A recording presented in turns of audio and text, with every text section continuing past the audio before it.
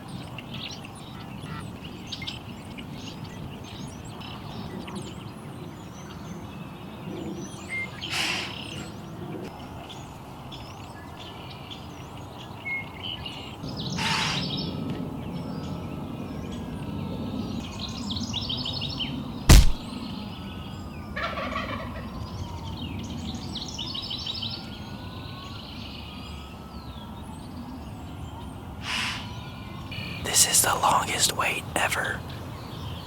I just want to go see my turkey.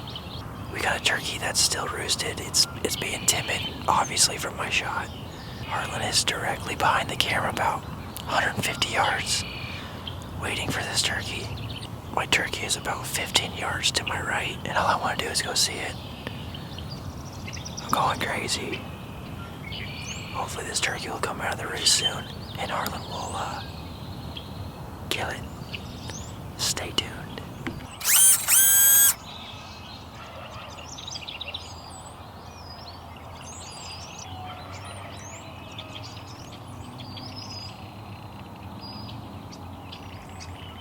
We got a mating pair of wood ducks here, folks. Hopefully they make a lot of babies so we can have more wood ducks to shoot. Like, everything fell into place for once, dude. This has been the hardest turkey hunting year. Nothing's ever gone to plan except for today. So Harlan was sitting at that tree, center screen, and then I was sitting behind this wood pile. Here's the roost tree, and then all these trees around here, they roost in this area. Hens were flying over me. I thought I was gonna have to shoot a tom out of the sky. And then mine landed over here, walked around the wood pile, and I smoked him right here. He's huge. Oh yeah, he's heavy, dude. Jacked up my damn fan. He's all wet. Oh, great.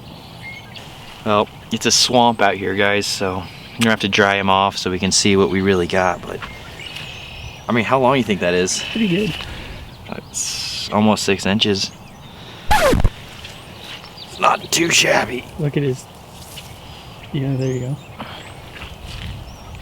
Oh God, he's heavy. Spurs.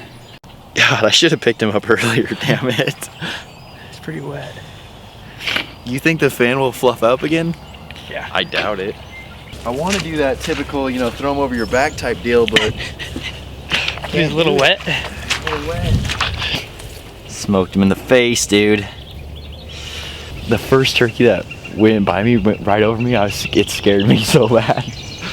And then I was like, crap, I'm gonna have to shoot him out of the air. I was like, I'm gonna have to shotgun it like a goose. That's what I thought. Like, everyone that was flying by me was like, all right, that's a hen, that's a hen, that's a hen. And then I saw this guy running by it.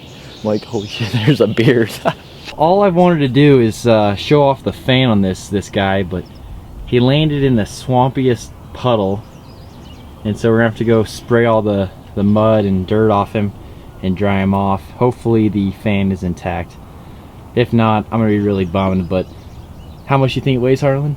Pretty heavy. It's like probably 30 pounds, 25 to 30 pounds. Like, no joke, it's freaking heavy. The pin wasn't working in the field, so we got a new one. You should always be prepared for this. This should be the first thing that you do when you kill any game. Once you sign it, you also got to get the date that you took it, May 20th. So if you're new to hunting, make sure you do that. All right, folks, name the turkey here Tommy because there's a bigger one in the field and his name's Tomas. Harlan's gonna go after Tomas this evening.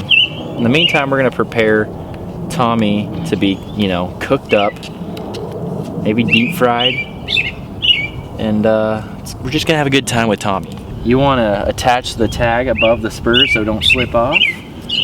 Now if the game warden comes, we're good to go. We're legal.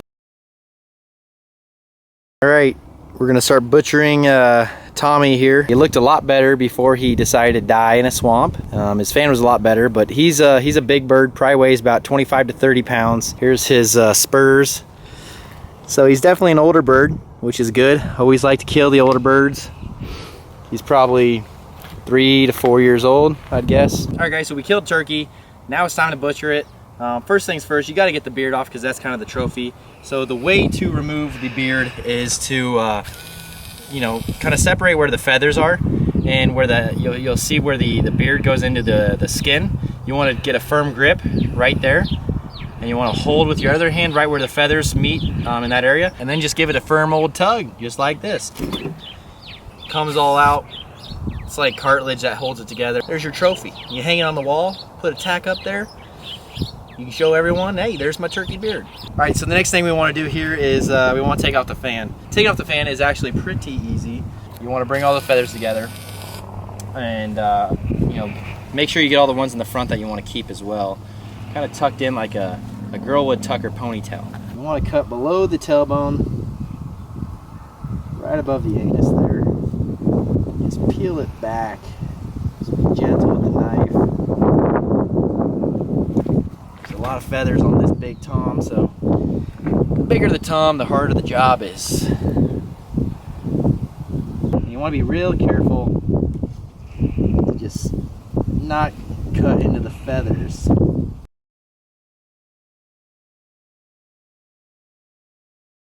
right, so we got the beard, we got the fan, and the last thing most people want is the spurs. Most people, when they do the spurs, they just cut off the entire spur, but actually what taxidermists will do is what I'm about to show you. The black color of the turkey spur is just a hard case that covers the bone. When taxidermists do this, they cut around the leg skin, and then they take pliers and they twist, and it comes off as a shell. Break the skin all the way around it. You want to stay pretty close to it. Cut a circle, connect it all the way around, like so. I'm using duct tape, and I wrap it around the spur so that the pliers do not damage the shell that is going to be pulled off. Put the pliers on over the tape or whatever else you're using. Squeeze, you know, pretty firmly, and you're going to want to squeeze, and it'll pop right off. And so there it is. It's a hard case, a hollow little shell. And so then you can fill it with epoxy or do whatever you want with it.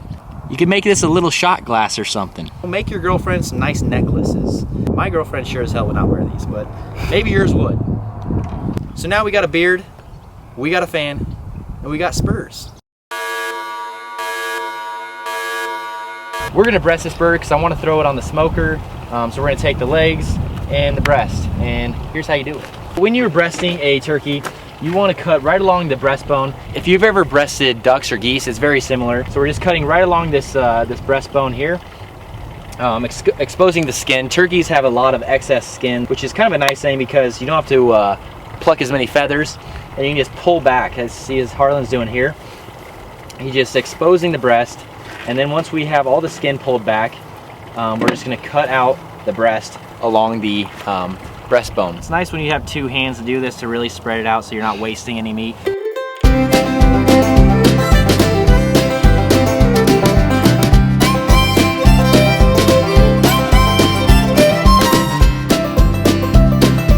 That is what we call some serious meat, you know?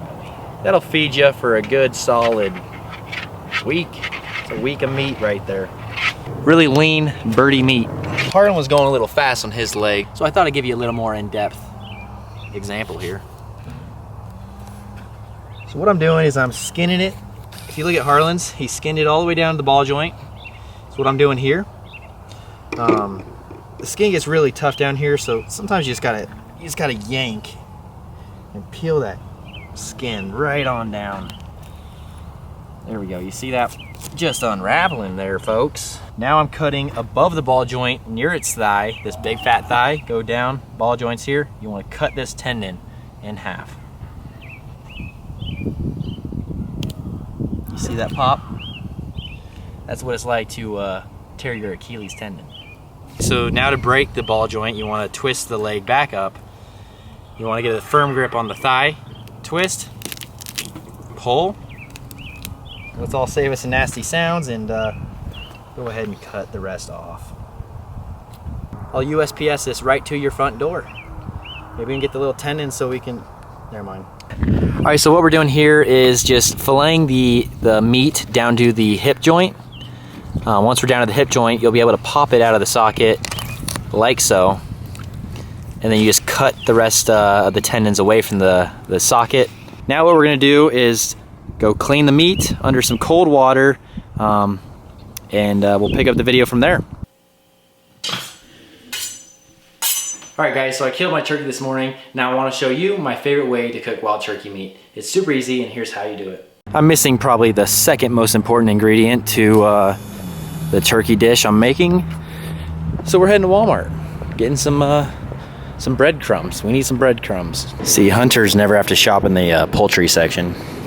Most important item on the recipe here, which I did not have. If I have any viewers out there that wear their cowboy boots like this in the store and just don't care, tag me in a picture on Instagram or Facebook. Love to see it. So there's 4 ingredients to this recipe. The first thing is a turkey breast, 2 eggs, breadcrumbs, and olive oil. Now you want to adjust your proportions based off of how much turkey breast you're cooking. I'm cooking a little less than half of the turkey breast just to feed myself. So the first thing you want to do is wash the meat with cold water, kind of scrub it with your hands and make sure there's no feathers or any other debris on there. The next thing we want to do is take our olive oil and just put a little bit in the pan, just about that much, not a lot. Then we want to start the stove. I put it on high just to get it warmed up, and then later when we put the meat on, we're going to put it on medium, about 6.5. So now we're going to give it a little time to heat the olive oil up, and then we're going to spread it around the pan to make sure that the entire surface area is covered with olive oil. All right, then you want to crack your 2 eggs into a bowl and just scramble those up. All right, now that we got the egg scrambled, the next thing you want to do is take the turkey breast and just dunk it in the egg and just submerge it all over. You want to soak it in this egg. Then you want to take it out of the egg, kind of drip it off over there, and then dunk it in the breadcrumbs and just spin it around. Get it all breaded up. Then I'm just going to take the turkey breast that's all breaded up and we're going to set it right on the pan. Now that the turkey breast is on the pan, we're going to dial back the temperature down to about 6. Now we're going to let it cook on the skillet, and we're going to keep it on each side for about 4 minutes and just keep rotating until the temperature in the middle is at 160, at which point it'll be done and ready to go.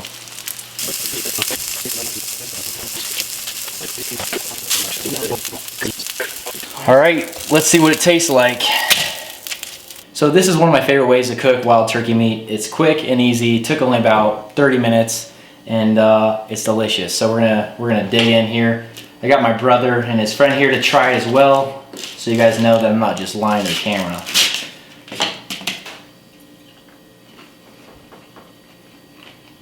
Succulent.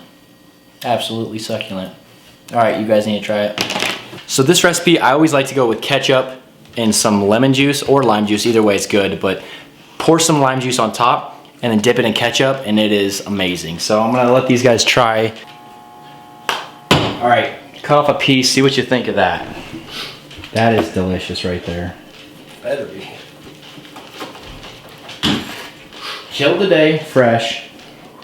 What do you think, Cole? With the Heinz? With the Heinz. Oh yeah. Does it taste like a Four Seasons restaurant? Even better. Maybe even 5 seasons. 5 seasons, folks. Let's see. What does Hamza think? It's really good with the lemon juice, isn't it? I'm just enjoying the taste here. This is good turkey, sir. Thanks. Very man. good. Heck yeah. You don't know how long it took me to kill this turkey. It was a frustrating season, but paid off, right? Pretty good meat. Damn good meat. And that's why we hunt, folks. Be sure to give this video a like if you enjoyed it. And also, if you haven't already, subscribe to my channel. There's a button down below the video that says subscribe. Hit that, and also hit the bell next to it so you get notifications every time I upload a video. You won't want to miss it here on Colin Randall Outdoors because we got some good stuff coming. Thanks for watching.